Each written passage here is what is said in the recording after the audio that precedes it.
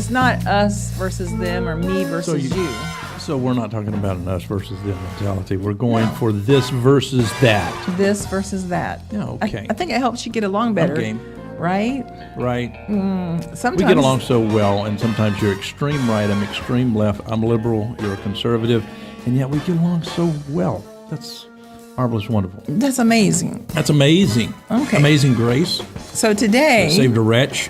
like you. So today, what we're going to do. That's good. Come on, talk to me. Get in that microphone. What we're going to do is trying to give you a little example of Give me an example of this versus that thing. what he has said. didn't want Come to on, know. Hillary, vote for me, baby. No. wasn't I don't doing know. I don't know about that.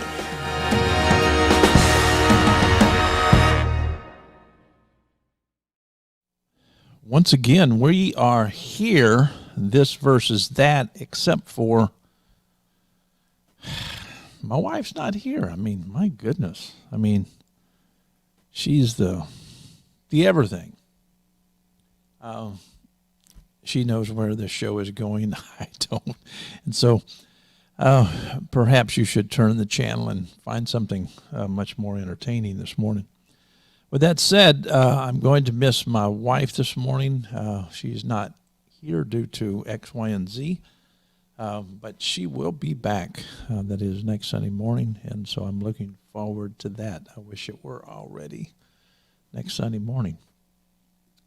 I grabbed a ball, and I'm out of breath because I had to run to go get the ball, and I got the wrong ball. I picked up, that is a ball that I've marked up quite a bit, and sometimes when you're practicing, that is putting, you want to mark your ball in different ways, and so this one was all marked up. But I will say that one of the many things that I enjoy about golf is integrity, and one of the things that I saw, that is at the Waste Management, I think it's the Waste Management, I think it was in the third round. No, it wasn't at that particular venue. It was at a different one last week, and I'm not even going to mention the golfer's name. Well, I can. You can look it up. The golfer's name was Reed. And also another golfer by the name of McIlroy. One of the things that they did, when you hit a golf ball and it goes up in the air, it's going to come down eventually, right? And so when the golf balls do come down, a lot of times they create what's called a divot. Well, actually out in the rough where the grass is really, really high, in the PGA where it's not so high for those of us who are rookies, right? They have all kinds of rules set up that they have to live by.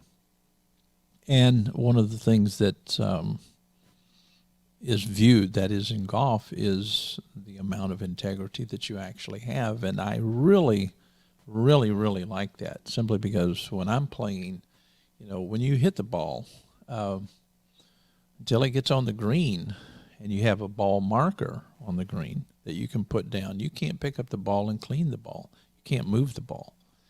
But if you hit the ball, let's say in a certain area, according to the rules, you can move it, but it has to be cited by those people who are, in charge of, you typically have someone out there like a marshal or someone who calls all the shots, which is really nice. And so before you get to the green, even though you may have a great deal of mud on your ball, which in flight would mean the thing is going to roll crazily, right? And if the mud is on one side of the ball, that means that if you're trying to swing into the ball with your club, you're not going to get the kind of compression that you really want out of the ball. And so it creates a nightmare, right? And so, one of the things that happened, that is with Reed, he hit the golf ball. He did not see it land. And the rule is, if it lands, creates a divot, you can actually take a tee. And I could be mistaken because I haven't been playing golf that long. But you can simply take a tee out of your pocket and put the tee right there and then pick up your ball. But you have to hold that and get someone to come along to look at what's there to see if that, do you get to have a drop ball or whatever? And it gets into a lot of different rules. But if you don't respect the way that the rules have to be played, you lose a lot of confidence, that is, from the other golfers. And Reed has lost a lot of confidence from other golfers simply because he tries to, I shouldn't say bend the rules, but there are ethics about the rules that you can bend without bending the rules, if some of you guys get at what I'm saying.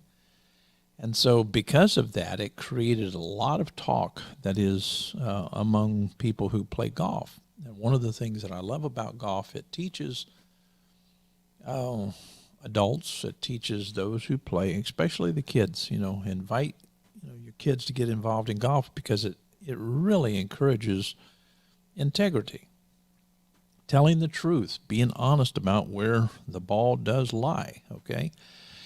And, you're getting frustrated with yourself when you hit a ball and it goes to a certain area and you know that you can't hit it very well there because you're behind a tree, and the lie is such that here's the tree and you've just hit the ball to the base of the tree, and the lie is like, oh, there's a hill here, and so I'm going to be standing up here. How can I do anything about it? And so there are all kinds of rules that come with this game, which in my opinion is wonderful, simply because it illustrates that it takes a lot of discipline, that is, to get, number one, good at golf. That is, if you're playing within the framework, not just of the rules, but the ethics that, support its rules. And so I'm all for both the rules and the ethics. And I'm going maybe on too much about golf, but I don't think that I've made enough positive statements about living ethical and living according to the rules. One of the things that my wife and I enjoy is a relationship that's extremely ethical, and it has the best integrity that I've ever thought about, dreamed about. I mean, I have total, not some, but total faith in her. She does in me as well. And it's because we do practice, that is, in principle, how we approach each other. And there are rules in a relationship that really help to nuance, that is, the beauty of what you have. And so I heard someone say that the best kind of freedom is the freedom that does have rules, because without rules you would not have freedom at all. And I get what that means. Other people would argue against that, and that's fine with me. But in a relationship, when you can actually trust someone else, it's important. For instance, at the golf course, if I can go back to my golf analogy, there's not a day that I go there that I can't take my golf bag out and just, let's say, put it out by one of the putting greens or wherever. I can just put it there, and I can go in the clubhouse and sit down for 2 hours if I wanted to and walk right back out there, and no one will mess with my set of clubs. No one will, do anything with it. They will just leave it alone. And I do remember a day in which we could do that. We could actually leave, the doors of our cars open. You could leave the key in the ignition, and everything was fine. You didn't have to worry about someone, taking advantage of you. And I love that. I really do love that way of being. It's a world in which it just feels good. And some of you guys have experienced maybe some of that. And so I want to talk to Daryl this morning a little bit about what it was like. That is, back in the day when, you could leave the door open without feeling like someone was going to enter that door and take it, take some of your stuff, if you will. And so, Daryl, what say you? Well, I'm not sure what to say this morning because there's no that. I mean, well, all we have is this, and I'm the other, and so I'm kind of lost. I agree with you there. I so agree with you there, simply because, she's my everything, and without her this morning, it's tough. Yeah, I get that. Well, of course, I mean, it would be wrong of me to say she's my everything, but I mean, she's that. And when you have this and that, it creates difficulty when it's just this. But now, of course, I'm just being silly, but I do like our format. I like it a lot. The way we just bounce things around. Sure. But to answer your question, I think about that from time to time. It's easy to lose sight. It's matter of fact, that's one of the biggest problems I think we have, not just as a country, but as people, as human beings. We most of the time, probably the bigger majority of us don't put much emphasis or value on history, and at least enough to know a little something about it. And if we lose sight of that, to me, too much of the time we're like the frog that you put in the in the water and turn the heat up a little bit at the time. If you throw it in the hot water, it jumps out. If you turn the heat up slowly, you can boil it and it'll never resist. And that's I think that's what happens to us if we forget. And right, if we remember a time like you're talking about, we might understand what has happened that it's not like that anymore, and maybe try to fix it, try to determine what can we do to restore that.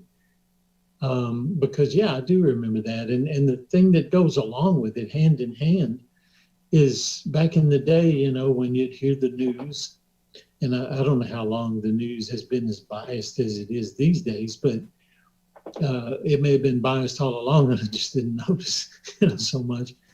But the thing I do remember is you would hear a story about a murder or a protest or something going on, and so much of the time it was isolated things, in cities of 100,000 people, or even if you get into the millions, you hear about a major thing going on in some isolated place, or even some of the statistics, so many murders, so many thefts, so many, they weren't near to the degree that you hear now. Now it's just you expect it. And it's almost like we've maybe not embraced it, but just allowed it. And exactly where we fell short for things to get like they are now, as opposed to they were several years ago. It'd be nice to get some answers and maybe see if we can, fix it, get things back to where you've got more trust and confidence. I'm going to go back to a golf analogy again, just to make a point, but you're making some points on your own. Chad just stated my ball gets cleaned a lot since I hit it into every water obstacle. I can identify with that. My God, I mean, that's a cool statement, to say the least. In fact, that reminds me of a particular hole that I love to play, and I always play with my 7-iron. It's 100 and I think between 168 to 175 yards, depending on where they put these little markers out. They put them in different places all the time, and they actually change up the hole on Mondays, Wednesdays, Fridays, and Saturdays. And so it's not like you have that hole at the same place on the green. They're just changing that thing around, and they're also shifting, your tee area up quite a bit. And so if I'm, let's say, 160 to 173, 74, I'm going to use a 7-iron, okay? But you have to hit it over this water. And I got up on the tee, and I watched the group before me, and this was just on a practice day, right? The group before me, they were fishing their balls out of the water, and instead of putting them in the proper place, that is, you're penalized when you hit it into the water. No, they put it up on the green so they could putt in, and I asked them, I said, what kind of score did you get on that? Well, I actually parred that one. I said, okay. Several months ago, I was playing behind, that is in a practice round. I was playing behind these two gentlemen, and it took them forever, that is, to go from the tee to the hole. I counted on the first hole, the guy hit the ball 11 times. And so I caught up with them because they were slow. I caught up with him on hole 2. And I asked him, I said, what kind of score did you get there? He said, well, I birdied the first hole. And that's what I'm talking about. When you meet people who lack integrity, it changes everything. And yes, it's wonderful to be able to leave my golf clubs just sitting out there on a green, or let's say on the driving range or something like that. I don't have to worry about anyone stealing anything out of my bag. They're not going to take my bag. That to me is wonderful.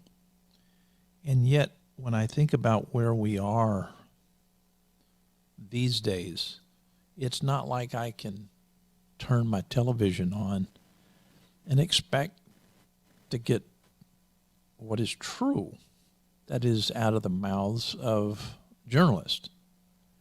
And that is so, so, so disappointing.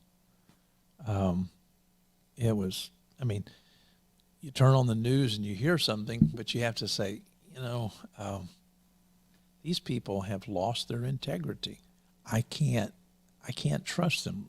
So let me see what really happened. And so in this case of me playing on, let's say, just a practice round, the cameras were not out. And so to really try to look back and see if that guy actually hit the ball 11 times, there's no way to do that. That's just how many I counted. And I could have been off by 2 or 3, right?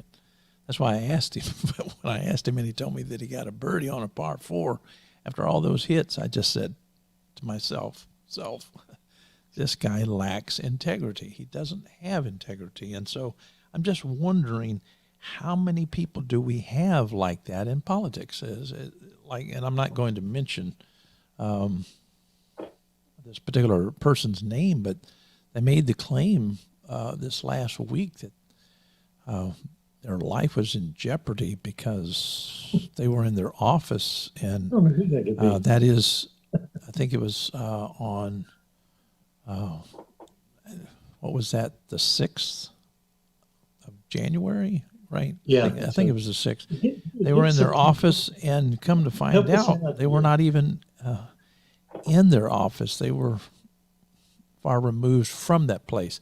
I'm not trying to disparage the person. I'm just asking the question, what happened that is to integrity?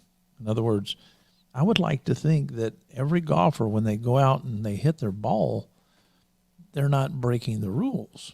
Because if you're breaking the rules, how can I compare my golf game to yours when you're fudging? And so it's just not fair. And this is what I like about rules.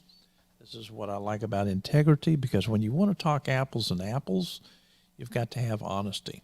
You've got to have the game, that is, of chat. It's got to be fair. It's just like, the guy that hits the ball and he's got crap all over the ball, and let's call it mud. And he picks up the ball and he cleans his ball for the next hit. The other guy should be able to do that, but that's not the way this game is played. And I'm just using golf as a means of taking that analogy into what we see in journalism, what we see in discussions on Facebook, what we see in the landscape of YouTube. We see the lack of honesty, and we also see the lack of charity. And that's something that we need to talk about because, one of the things that I'm thankful for, and I'm going to continue to go back to golf. I'm not very good at golf, but I'm getting better. And the people who have been playing a long time, they believe in forgiveness, not just in forgiving me. That is because I lack knowledge of the game, but they're looking for clubs that forgive. In other words, the sweet spot, let's say on a muscle, call it a muscle iron or a muscle back, I think it is. It's very small. But if you take an iron that's not a muscle back, that is a cavity back, it creates a larger sweet spot. So what that means, it has more forgiveness. In other words, you don't have to hit it right on the dot.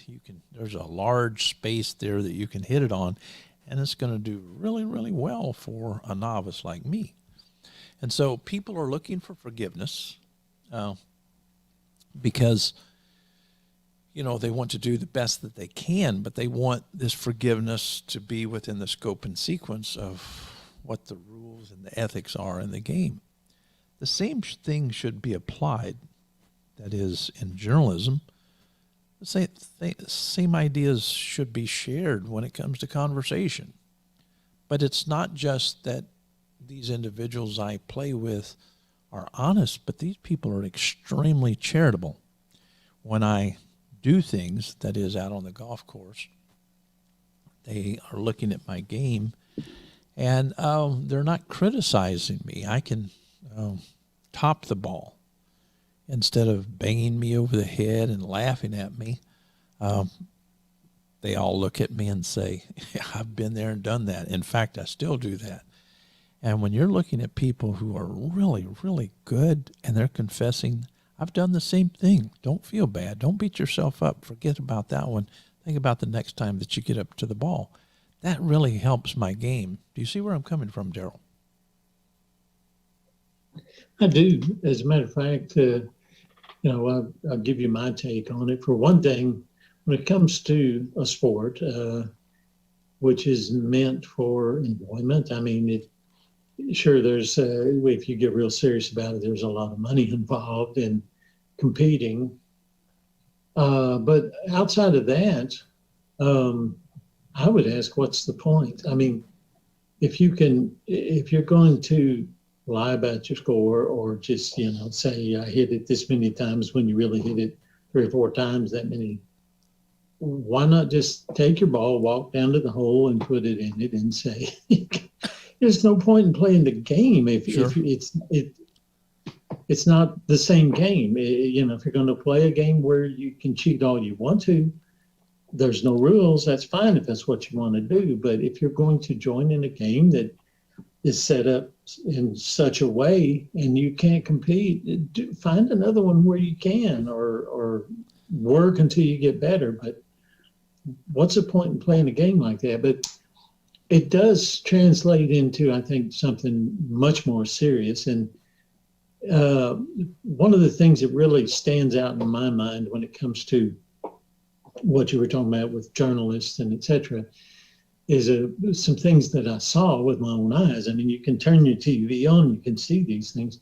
When you've got a so-called journalist standing in front of a burning building with people throwing things and et cetera, and stating that this is mostly a peaceful protest, you either believe your eyes or you believe what this guy is saying. Your eyes tell you a completely different story. But I think it was somewhat, as far as one of the things that has happened, as far as, what you were saying about being able to leave things unlocked and, trusting that people were honest, was a statement that a young Black lady made.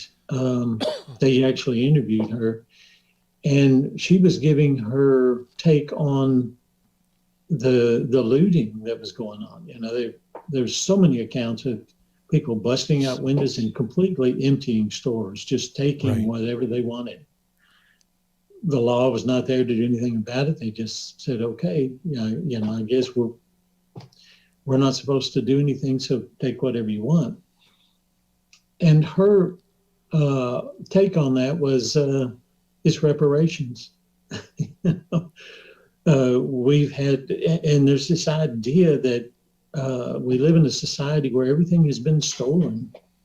You know, the land originally was stolen from the natives that lived here, and the labor was stolen by slavery, and on and on and on. Everything was stolen. So it owes everybody except certain privileged groups, and we need to accept that. And when people just take it, it's okay. You know, it's getting it back. And that may not be true, but it sure would encourage if you can, if you're so of a mind that you just want to take and you see people taking and nothing being done about it, it encourages that. And I think I've actually seen it on a small scale. I would drive up, and this is a small thing, but I think it is actually just a minor example. Drive up to a four-way stop and get there at the same time as someone else. And there's this, you go ahead. Don't see that much anymore. I may even get there first, and someone is just, they're ready to go, and they're going to pull in front of me. I'm still the guy that says, go ahead. You know, I'm not going to argue out. But it's an attitude, I think, that has been allowed to go unchecked. And it's kind of scary what it could become. I mean, it's already changed the way we have to do things. And I don't know how much worse it can get, possibly a lot. Let me go back. Oh, Let me go back to talking about intellectual charity or charity in general. And I want to go back to the golf analogy because I think that you're bringing up some points that if we thought like most golf courses and their system was laid out, if we thought in those terms, I think things would be better. And let me share this with you because you may not know this. I didn't know anything about it before I started playing golf. But when you get your cart, you have these two canisters, and one on the left side, one on the right side. And they're filled with sand. And what that's for, you know, when you go out there and you swing at a ball, you're going to create what's called a divot. In other words, your swing is going to come down into the ball, and you should have a divot because when you swing into the ball, as soon as you hit that ball, it should be compressing on the fairway and also or off the tee or whatever, you know, wherever you're hitting it. But you should create that compression, and when your club comes down, it's going to compress the ball, and then it comes up. So you swing into the ball, and the divot is actually after you hit the ball. That's if you hit it right. A lot of us, we hit it, you know, fat. We get into the grass before we hit the ball. We dig a hole to hell, right? And so the point is holes are out there, and it takes a lot of money to maintain, let's say, a municipal golf course. And a very dear friend, and he's also one of my coaches, he said, we just don't have the money, the manpower to do the proper maintenance. In fact, we don't even have enough money to pay for all of the fertilizer that is to fertilize this kind of grass, because you're not just playing on any grass, right? I mean, they mow this grass on our greens. It's a little bit less than an inch tall. And on the fairways, it's a little bit higher, and then the second cut and the third cut and so on. And these mowers that they use are very, very expensive. And so it's not like you're going out to a place where it doesn't cost a lot of money to, you know, in upkeep. And so they're asking, or they're hinting around at the golfers, when you do swing and you create that divot, take the sand out of these canisters and pour it at least on the divot and, you know, kind of fix it up. And so you're asked politely, help us maintain this golf course. And it's a wonderful thing, right? And if you go over to someone else's house and you create a rut in the yard, you know, responsible people would fix that, right? And so in golf, there is so much integrity, which I love. They're trying to encourage people, hey, listen, you've got some sand. We supplied the sand. Can you simply put that sand in that divot that you created? And it makes, it makes the game so much better. It is for others, those people following you, they're going to hit the ball. And if you put the sand there, their ball will continue to roll. If you don't put the sand there, if their ball rolls over your divot, it could get stuck down in your divot, and it really messes up their game, and that's not fair, right? And so my point is that requires, that is, a bit of charity, a bit of giving. And I do get that when we look back in history, wow, I would hate to think that anyone would use me as a slave. And unfortunately, life is not as ethical as I would have liked it to be, that is, throughout history. I mean, can you think about it? Can you think about what it would be like, that is, for someone to capture you in Africa, put you on a boat with a lot of your relatives, and some of you guys die, that is, in the voyage. You're beaten like an animal. And today there are laws against beating animals, thank God. But beating people, chaining people up, simply because you want to work them and use them as a utility, you're not treating them as a person, a human being, you have absolutely no respect, then you teach them that you can't speak like I do, because I can't take a chance, that is, of you. If you ever escape and you can talk like I do, you might be able to negotiate and deal with business, and people might be able to understand you. And so you try to put your mark on them by forcing them to speak in a different way. I mean, that's just a heck of a lot of condemnation and suppression, disparagement, and everything bad. That's so wrong. And I can understand why people would want to say, hey, we need a helping hand. I can get that. I understand that. And I think that there are some people these days who still have lived in a situation to where it doesn't appear as if there's ever been any light at the end of the tunnel. That is, for their, where they emerged at. I get all that. And so, yes, I know your heart, and other people do too. I mean, you're an extraordinary, charitable person. You would give and give and give of yourself. And so that's typically not what's being stated. Things are being framed in a violent sense. It's not that charity is being encouraged and doing the right thing is being encouraged. It's that there is this us versus them mentality that's being created by political leaders, and that's not good. It's not this versus that. It's an us versus them. And that's a crazy type mentality. And so trying to get at any of that and do anything good there is very difficult. And I think that's what you were saying. Is that correct? Yes.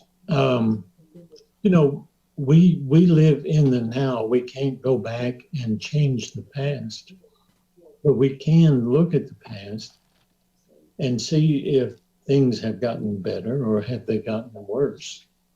And that should help us determine what direction we go now.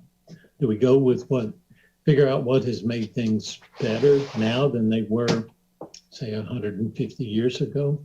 And do we try to continue in that direction, possibly making improvements, continuing to do better than what we did, say, a decade ago?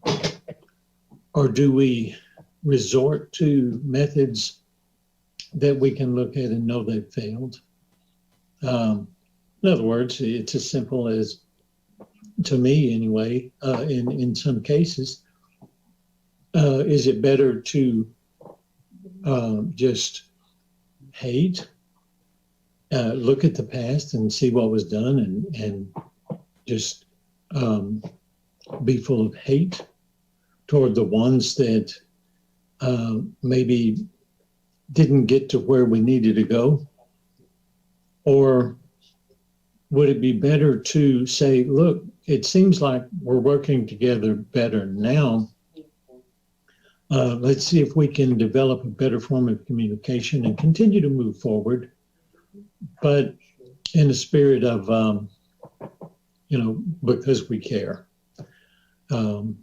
So to me, it is a matter of the way things are approached and the way people are encouraged or discouraged as a whole,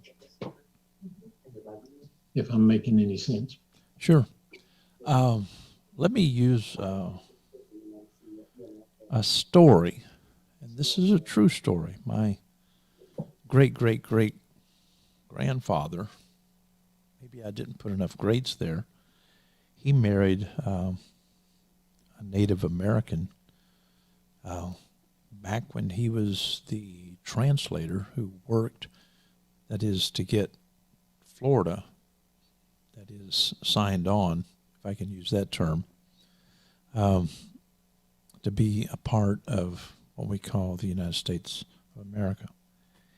And the payment that is to him for everything that he did, because he was the person who was the middleman, right? Well, with all the work that he did, he never got paid for it. And so he was supposed to receive a large portion of land, and it's diagrammed. And one of my cousins, he's a historian, he went back and did all the research required to get at that piece of property. It's quite large. And the people, instead of that going to my great-great-great-grandfather, others got it. And how they got it, I'll tell you the story at some point. But what they did with it, they sold the majority of it, and it went into a highway complex, and it also went into a lot of these super centers like Super Walmarts and all of that.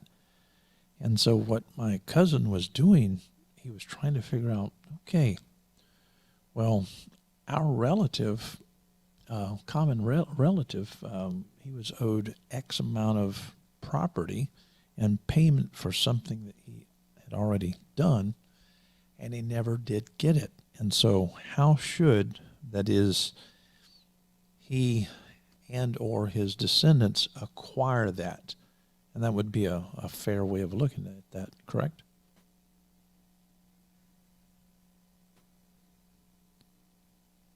Daryl? Oh, I'm sorry. We're being dive bombed here. Did I have my mic unmuted just then? Did you hear that? I didn't hear. What was being dive bombed? No, a plane flew over, and that happens every so often on Sunday. You know, we got a friend that'll fly low. Oh, here. yeah. But I mean, this sounded like something I was expecting to hear machine guns or something off of. It kind of got my attention there for a minute. But yeah, I see your point. Something should be done. And, I don't know who who it should be that settles this, but right. Well, the point that I'm bearing out, you would agree that at some point, my great grandfather should have been paid, and now that should come on down to those of us who are part of his family, right? But that never was paid, and so is the debt still owed? It's never been paid. I'm not holding my breath. And I think that's the way that a lot of people feel, but in another sense, my relatives worked, and the only reason that you have these mega these multi-billion-dollar this and that has to do with what you accomplished, decades, centuries ago with my relatives. And I can understand that is family members saying, okay, you're going to rob my family and you're going to pretend like you're the one who owns all this? I don't think so. And so this becomes not just an ethical question. This becomes a legal question as to whether certain people who did use other people as slaves, as to whether they should have that. And I really would like to see that litigated, because I think that there are a lot of people who took advantage of individuals back then and who did enslave people. I think they ethically and morally owe, that is, those people something for abusing them. So do you see where I'm coming from? I see that, but it would, the question would come up at some point, if not right off the bat. How far back do you take things? Where did it start? Who would eventually need to either give the country back to someone as a whole, or go back and relitigate whatever deals were made when people started landing on this continent to form a new nation. It could get complicated pretty quick. So it is definitely an issue, right? And I can understand, people wanting answers, explanations, at the very least. Right. Now, in the case of my great, okay, should that money or should something be paid back? I would say yes, for ethical reasons and other reasons as well.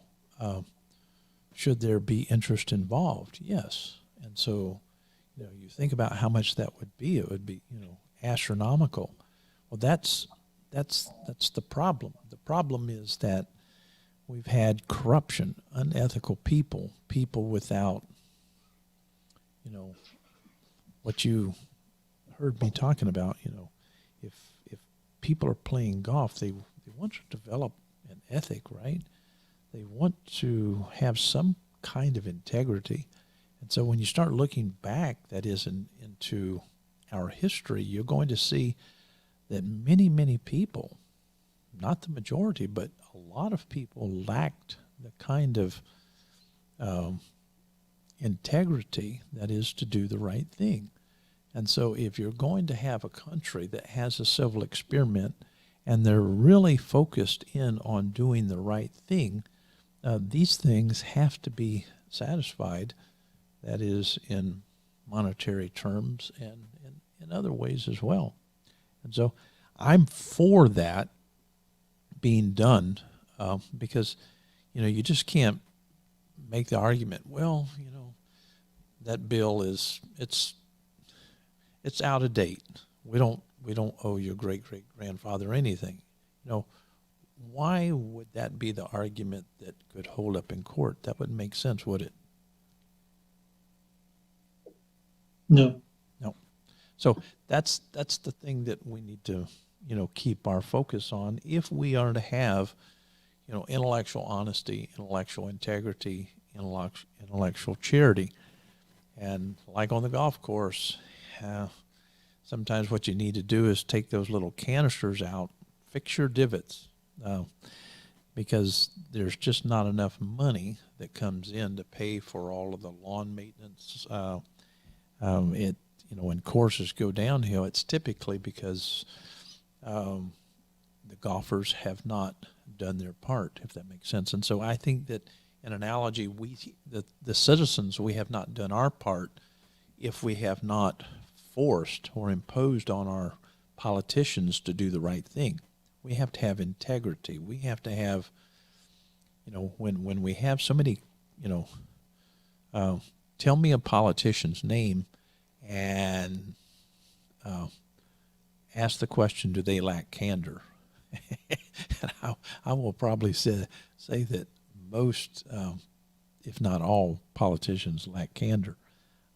And unfortunately, these days, that's not hyperbole. That's not an exaggeration.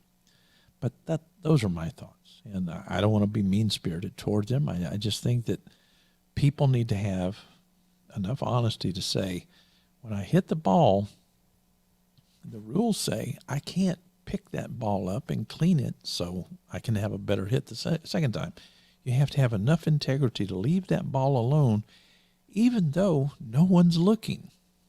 And so developing that kind of integrity, I think, is very, very good, especially at a young age, because when you get older, you see the value in that kind of integrity.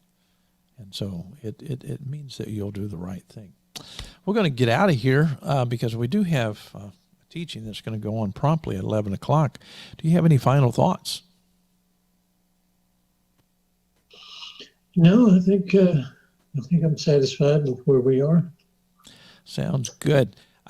Get your wife, everybody that you can, together for 11 o'clock, because we're going to really take off with something that will amaze you. It's going to be amazing. Unfortunately, it's not going to be aired on YouTube, but it is going to be in a selective venue. And we do enjoy these selective venues simply because, it's when people can get together and, share and really be so, ever so authentic, right? And maybe we can do better, right? And so I miss my wife today, and so the show could have been great if she would have been here. So she'll be here next week. And honey, if you're watching, love you to the moon and back. So we're going to get out of here. Take care.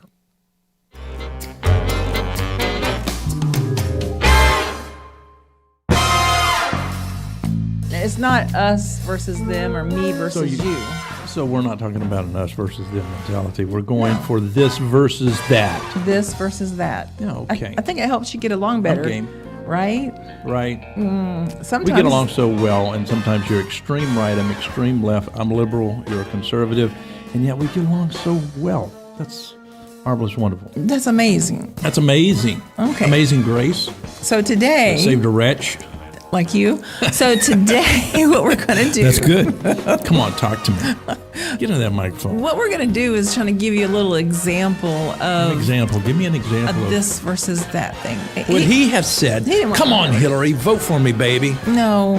No. I wasn't don't doing know. I don't know about that.